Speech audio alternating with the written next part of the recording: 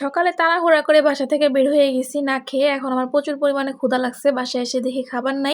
আম্মু রান্না করে রাখা যায় নাই। তো এখন আমি কি করব বুঝতে পারতেছি না। তো আম্মু যেহেতু রান্না করে রাখা যায় নাই, আমাকে দুপুরে খাইতে হইব, আমাকে আবার বাসা থেকে বের হইতে হইব, আমার আরো কাজ আছে সেগুলো শেষ করতে হইব। তা ভাবলাম শর্টকাট কিছু করে ফেলি। তার জন্য পেঁয়াজ মরিচ নিয়ে সুন্দর করে একটা আন্ডা ভাজবো চিন্তা করছি, কিন্তু পরে যে চিন্তাটা চেঞ্জ হয়ে গেছে যে ডিম ভাজি না করে আমি একটা কাজ করতে পারি, ডিমের সাথে ভাতগুলো দিয়ে একবারে ভেজে ফেলতে পারি। তার মাঝখানে হুট করে সবকিছু কমপ্লিট করার পরে দেখি ধনিয়া পাতা দেই নাই। পরে মনে হলো ধনিয়া পাতার ফ্লেভারটা আমার কাছে খুব ভালো লাগে। পরে ধনিয়া পাতা দিয়ে দিলাম। তারপরে আমি রান্নাঘরে চলে গেলাম। আমার রান্নাঘর থেকে মোটেও আপনারা বলবেন না যে কি অবস্থা রান্নাঘরের হ্যান ত্যান। এগুলো আসলে ১ বছর যাবত রং করা হয় না, তাই এরকম হয়ে গেছে। তো ইগনোর মাই রান্নাঘর।